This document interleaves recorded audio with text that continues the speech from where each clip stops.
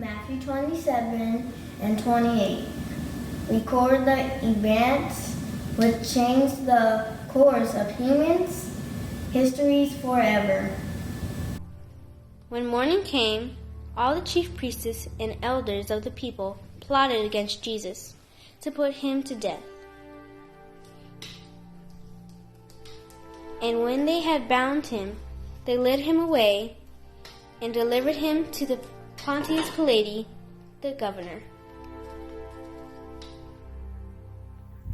Then Pilate said to him, "Do you not hear how many things they testify against you?" He answered him not a word, so that the governor marveled greatly. Then he released Barabbas to them, and when he scourged Jesus, he delivered him to be crucified. Then the governor's soldiers took Jesus into the praetorium and gathered the whole company of soldiers around him. They stripped him and put a scarlet robe on him. When they had twisted a crown of thorns, they put it on his head and a reed in his right hand, and they bowed the knee before him and mocked him, saying, "Hail, King of the Jews."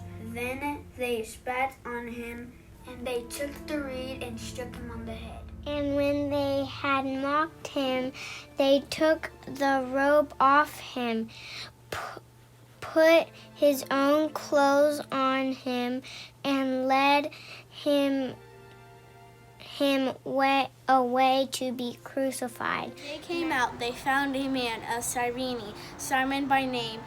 Him they compelled to bear his cross, and when they came out to a place called Golgotha, that is to say, a place of a skull, then they crucified him. Behold, the veil of the temple was torn in two.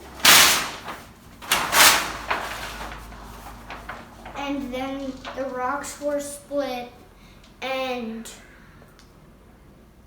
the earth quaked, and the rocks were split. And the graves were opened, and many bodies of the saints who had fallen asleep were raised. And coming out of the graves after his resurrection, they went into the holy city and appeared to many. So when the centurion and those with him who were guarding Jesus saw the earthquake and everything that had happened, they feared greatly, saying, "Truly, this has to be the Son of God." Joseph had taken the body, he wrapped it in a clean linen cloth, and laid it in his new tomb which he had hewn out of a rock. And he rolled a large stone against the door of the tomb and departed. And Mary Magdalene was there, and the other Mary sitting opposite the tomb.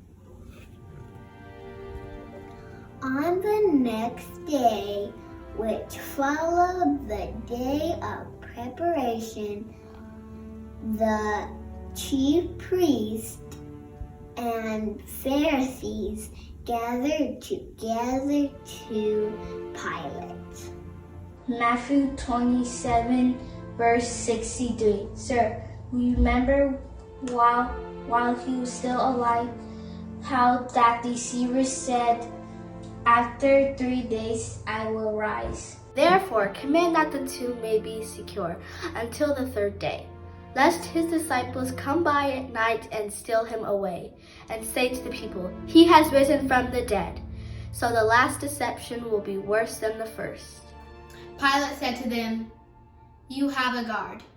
Go your way and make it as secure as you know how." So they went and made the tomb secure, sealing the stone and setting the guard. Now after the Sabbath, as the first day of the week began to dawn, Mary Magdalene and the other Mary came to see the tomb. And behold, there was a great earthquake, for an angel of the Lord descended from heaven and came and rolled back the stone from the door and sat on it. His countenance was like lightning, and his clothing as white as snow. But the angel answered and said to the woman, "Do not be afraid, for I know you seek Jesus, who is crucified. He is not here, for he is risen. He said, "Come see the place where the Lord lied." And the guards shook for fear of him and became like dead men.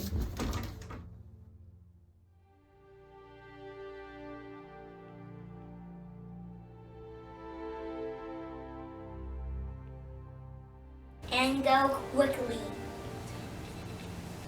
and tell his disciples that he is risen from the dead.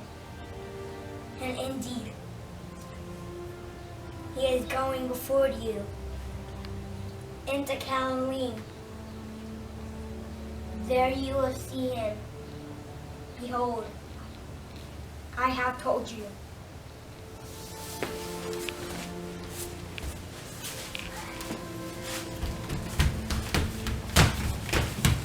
Jesus has risen. Jesus has risen. He has risen from the dead. The angel has told us he wasn't in there. And as they went to tell his disciples, behold, Jesus met them, saying, "Rejoice!"